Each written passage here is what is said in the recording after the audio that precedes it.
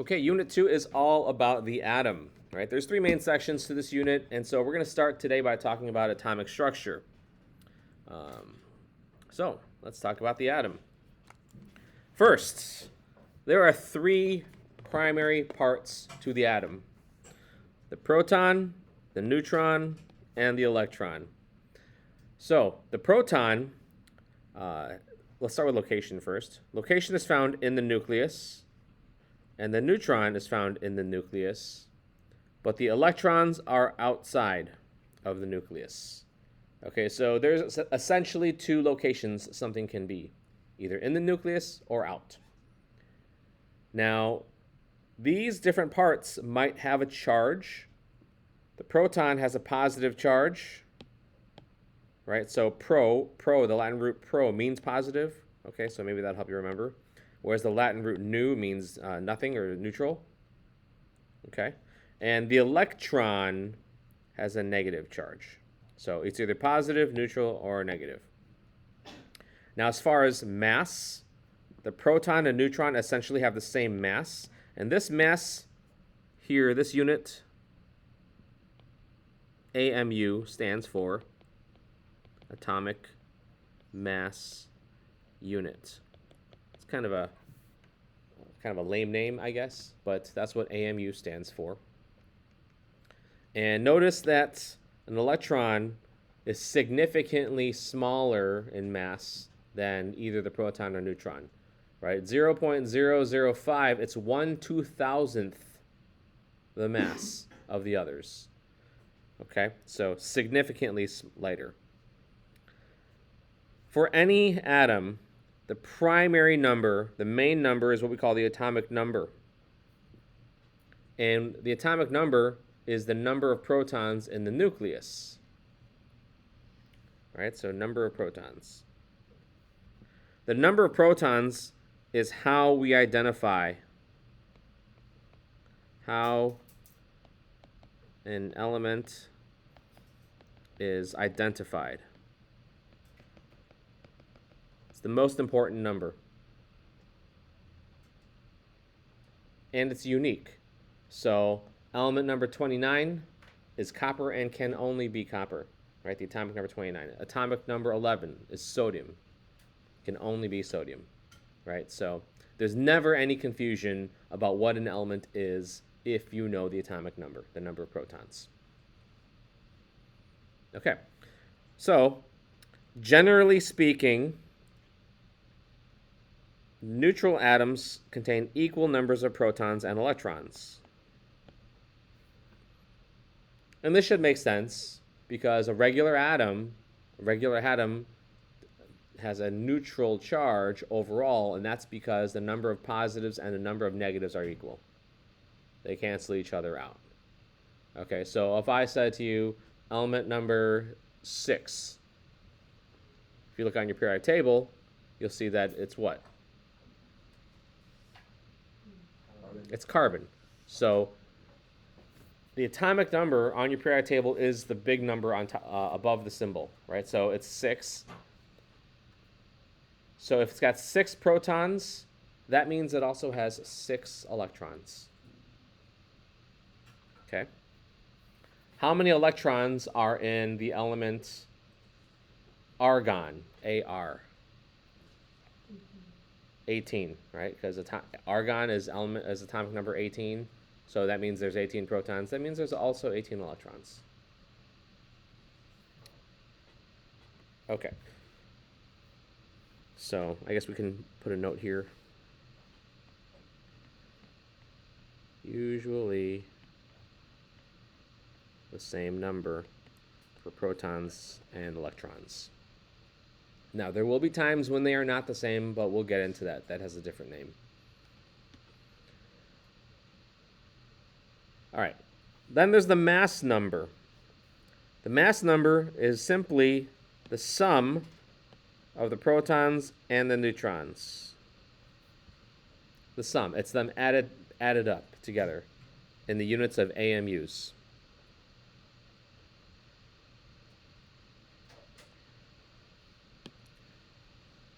So as far as a depiction of what the atom looks like, So here's your typical atom here on the right-hand side. This center portion right here, right, the center, this has a name. This is called the nucleus. The nucleus of the atom is where your protons and where your neutrons are found. Notice how, like, you got some shapes there with positive signs on it. Those are your protons, and some that don't have a charge on it, right? Those are your neutrons. And then you have the negative electrons floating around. Okay, so very, very generically, this is what the structure of the atom looks like. Now, obviously, it's not to scale. All right, here's another picture. Similar idea, right? You will see elements written a number of different ways. One way to write them is with symbol notation, which looks like this. Right, so here's your symbol, and there will be a number at the top. That top number is the mass number. And then the number at the bottom will be the atomic number. So if you were to look up cobalt on the periodic table, you should find that its atomic number is 27. Okay, so the atomic number is always at the bottom. The number at the top, the mass number, what did we say that was again? What is the mass number made up of? Protons and neutrons, right? So protons plus neutrons. So if that's a sum, of course it's got to be larger than the atomic number. We can figure out the number of neutrons by the difference between those two numbers. So how many neutrons are in cobalt? In this particular version of cobalt, how many? What do you get when you subtract? 32.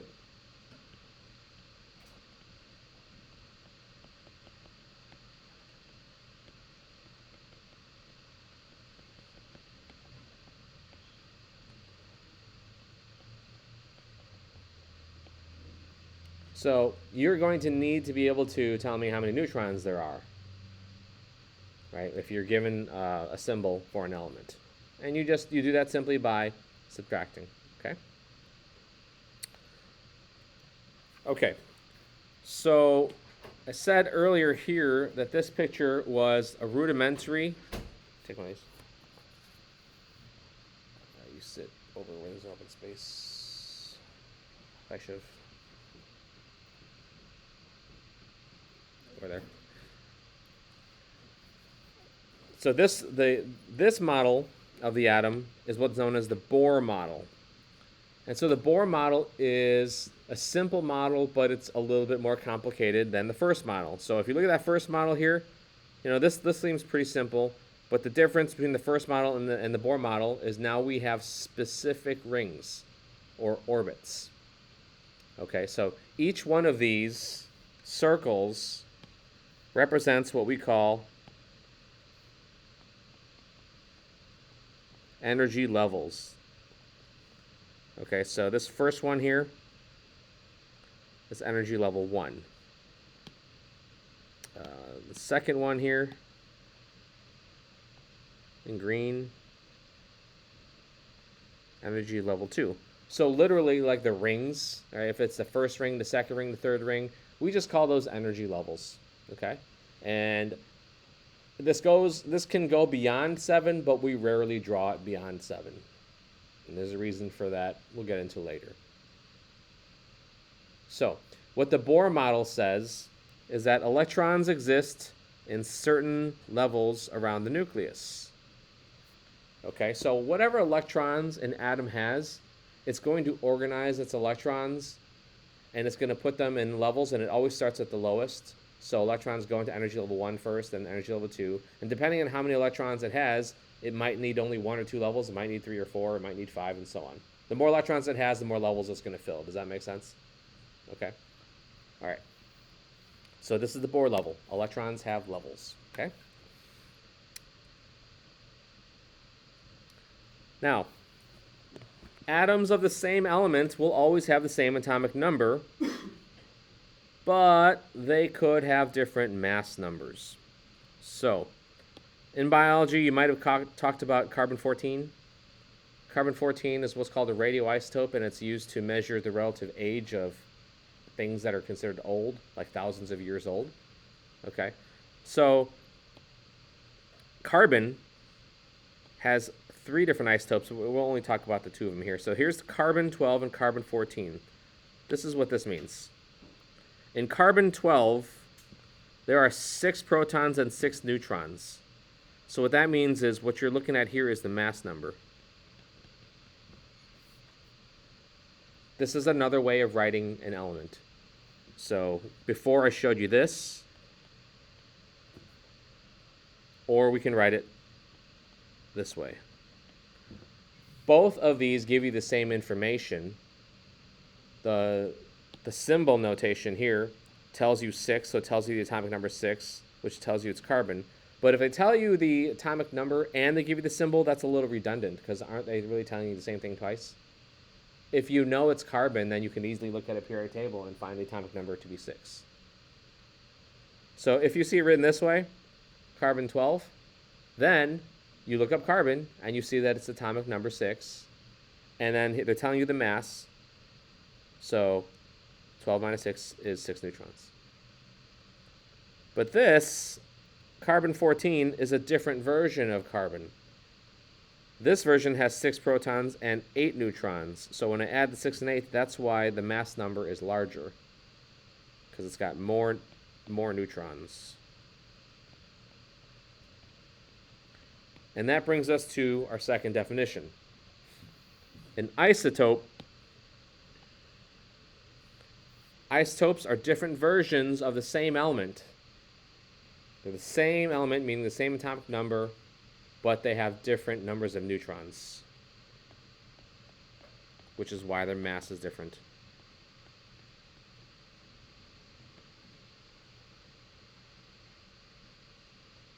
Okay, so some other examples that you might see.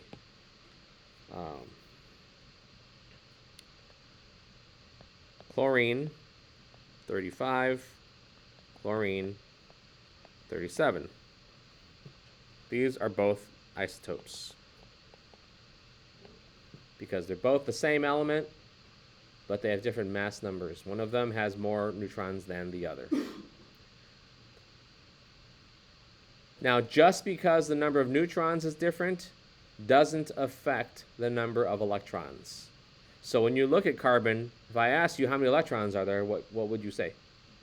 Just 6, right? Same as the atomic number. When you look at chlorine here and I ask you, what's the atomic number of chlorine? That's the mass number that we're showing you. What's the atomic number? 17. 17 protons in chlorine. So how many electrons in chlorine? 17. Okay. All right. So your periodic table, it's not exactly like this, but essentially your periodic table should tell you your symbol, your atomic number, the name of the element, and it will give you the atomic mass. Now, I want to clarify something. Everybody look at your periodic table. When you look at carbon, do you see how the atomic mass is 12.01? Okay. Atomic mass does not equal mass number. Not exactly, at least. And here's a differentiation. Mass numbers are going to be integers, whole numbers. So when I say mass number, we get the mass number because we add numbers 12 plus 14, 6 plus 10, 3 plus 4. The atomic mass, which is on the periodic table, is an average. And the reason why that's the reason why it has decimal values.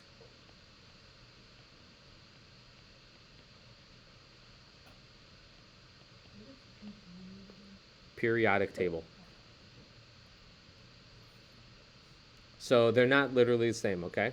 You're gonna see these terms. When we say mass number, we just expect an integer. When we say atomic mass, that's an averaged value. The atomic mass is from the periodic table. So check your periodic table. What is the atomic mass for phosphorus? P, 15. Okay. What's the atomic mass for tungsten, which is W?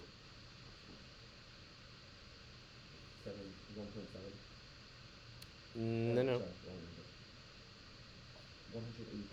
183.84. You can tell it's an average because it will have decimal places. Okay?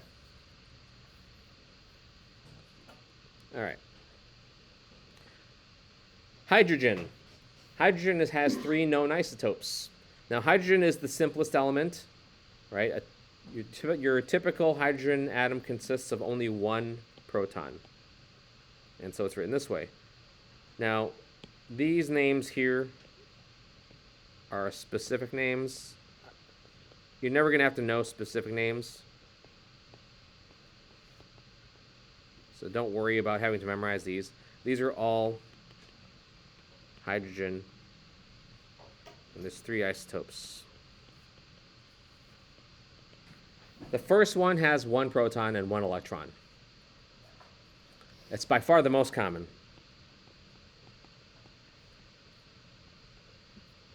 The second one has 1 proton and 1 neutron. Hence, the mass is 2, because 1 plus 1 is 2. The third type is called tritium. It has 1 proton and 2 neutrons, here and here. So total mass number of 3. So first, do the mass numbers up here make sense with the picture shown? Yes. Okay, remember the mass number is at top. At the top is the sum of the protons and the neutrons. Now the electrons did not change, right? Because there's only as many electrons as there are protons. Okay? All right. So to start off, we need to be able to do the following. When you are given partial information, you need to be able to deduce the rest of the information about an element. And you're going to do this using the information provided and maybe sometimes using the periodic table. So, first example. If a substance has 25 protons and 29 neutrons, what is its atomic number? 25. Because we said 25 was the number, or the atomic number is the number of protons. Okay. What is the mass number? The sum, yes, 54. Which element is this?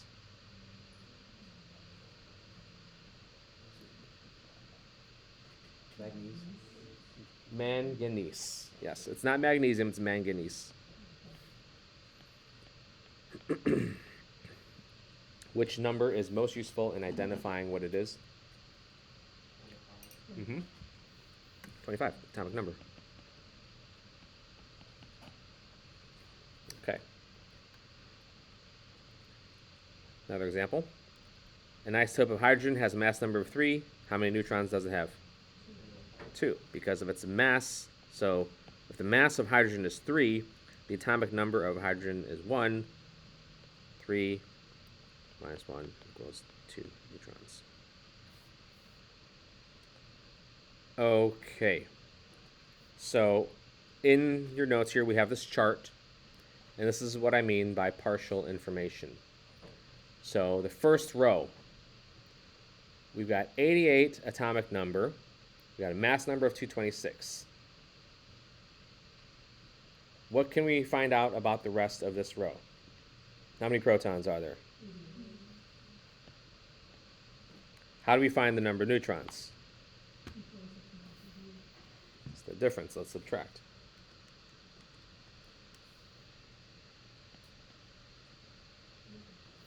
How many electrons are there? The electrons should be the same as the number of protons. And what element is this? Radium, right. The symbol is Ra. Okay, do you guys understand how we did that? Okay. So we're going to break here, and you guys can spread out. You can go work in the lab if you want. We're going to take about 10, 12 minutes, and we're going to finish up this table, and we're going to see how we did.